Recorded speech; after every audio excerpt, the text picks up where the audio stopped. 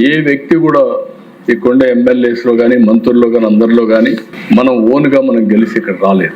Welcome to ETV Prime. నిస్పృహలో నిజం ఒప్పేసుకున్నారా చంద్రబాబు నాయుడు గారు అనేటువంటి చర్చ జరుగుతుంది. ఎందుకనంటే ఆయన కొంతకాలంగా చాలా అసహనంగా ఉన్నారు. ఎందుకనంటే చాలా హామీలు నిలబెట్టుకునేటువంటి పరిస్థితి లేదు. ఒక పక్క ఒకటి బెడ్స్ కొడుతున్నాయి, అన్ని కూడా బూమరాంగ్ అవుతున్నాయి. కల్తీ నెయ్యి వ్యవహారం బూమరాంగ్ అయింది. తర్వాత మెడికల్ కాలేజీలు ప్రైవేట్ చేద్దాం అనుకుంటే అది కూడా మహోద్యమంగా వైసీపీ దాన్ని తీసుకెళ్లడం, కోటి సంతకాలు సేకరించడం, గవర్నర్ కి వాటిని సమర్పించడం, ఇవన్నిటితోటి కూడా అది కూడా సద్దుమణిగింది. దానిలో కూడా ఇది పెద్ద సెట్ బ్యాక్. అది కూడా తర్వాత ల్యాండ్ టైటిల్ యాక్ట్ మీద ఏదో చేద్దాం అనుకున్నారు, దాన్ని క్రెడిట్ చోరీ చేద్దాం అనుకున్నారు, అది దెబ్బేసింది. దాని మీద కూడా అది జగన్మోహన్ రెడ్డి గారు ఎంత అద్భుతంగా దాన్ని ఇంప్లిమెంట్ చేశారు. ఆయన హయాంలో జరిగినటువంటి రీసర్వే ఫలితంగానే 400 కోట్ల ఇన్సెంటివ్స్ రావడం కూడా జరిగింది కేంద్రం నుంచి అనేటువంటిది. అవన్నీ కూడా బట్టబయలయ్యాయి.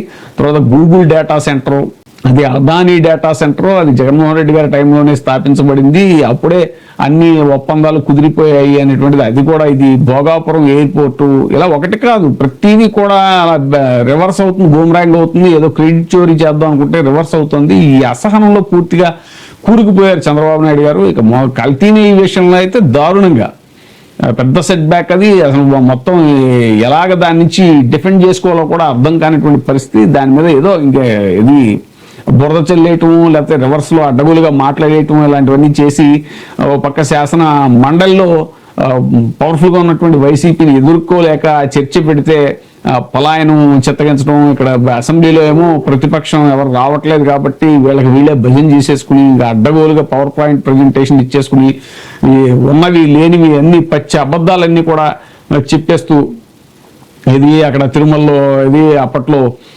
ఆర్టీసీ బస్ టికెట్ల మీద జెరూసలేం యాత్ర గురించి ముద్రించారు అనేటువంటిది. అది అసలు టీడీపీ హయాంలో జరిగిన దాన్ని పట్టుకొచ్చి అబద్ధం. మళ్ళీ పాపం సుబ్బారెడ్డి గారి వైఫ్ ఆవిడ విజయమ్మ గారి చేతిలో ఆవిడేదో టక్కని ఇస్తే పట్టుకోమని ఇస్తే ఆవిడ పట్టుకున్నందుకు ఆవిడ చేతిలో బైబుల్ ఉందని చెప్పేసి అదొక రచ్చ చేసి ఇలా అనేక రకాలుగా నిస్పృహలో ఒక రకమైనటువంటి నిస్పృహకి గురవుతున్న టైంలో కొన్ని నిజాలు మాట్లాడేశారా. ఎమ్మెల్యేస్ అందరినీ ఒకటే కోరుతున్నా, ఈరోజు చట్టసభలో ఉన్నాం, మనకు అరుదైన అవకాశం. ప్రజలు ఆశీర్వదించారు, పార్టీలు మద్దతు ఇచ్చాయి. ఈరోజు మనందరం ఎమ్మెల్యేలు అయ్యాం. కానీ రాష్ట్రం మనందరి దగ్గర నుంచి ఒకటే ఎక్స్పెక్ట్ చేస్తూ ఉంది. కఠోరమైన నిబద్ధతతో మనం ముందుకు పోతేనే మంచికి చెడుకి వ్యత్యాసాన్ని మనం చూపలేం. ఈరోజు ప్రజలు ఇచ్చిన అవకాశాన్ని మనం అమ్ము చేసుకోవడం కూడా కరెక్ట్ కాదు.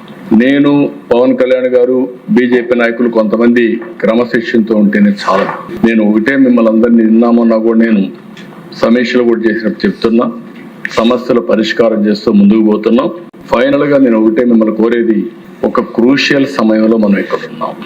ఏదో ఎమోషన్ గా డిస్టర్బ్ అవడం, లేకుంటే కొన్ని సమస్యలు క్రియేట్ చేయడం కరెక్ట్ కాదు.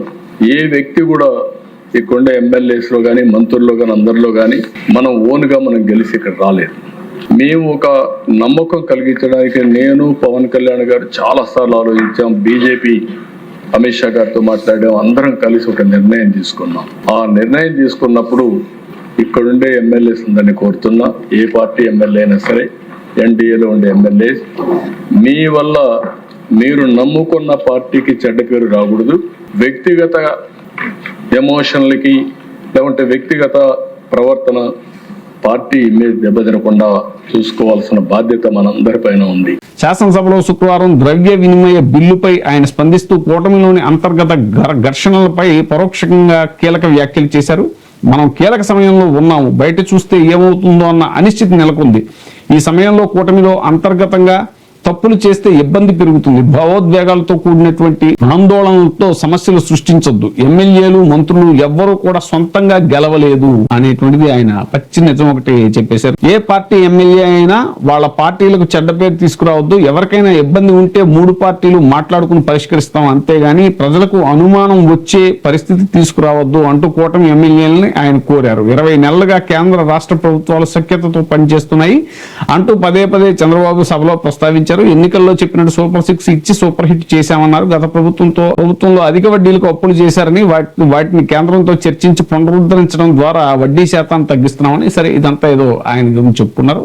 సో ఇది అండర్లైన్ చేయాల్సిన పాయింట్ ఏంటంటే మీరు ఎవరో కూడా సొంతంగా గెలవలేదు, ఇదైతే స్పష్టంగా ఒప్పుకున్నారు. ఏదేమైనా సరే ఎమ్మెల్యేల యొక్క తీరు మీద చాలా ఇప్పుడు మెల్లిమెల్లిగా ఒక్కొక్కటి బయటపడుతున్నాయి, ఎంత కూటమిలో లుకలుకలన్నీ. దాని మీద సభలోనే ప్రస్తావించారు చంద్రబాబు నాయుడు గారు.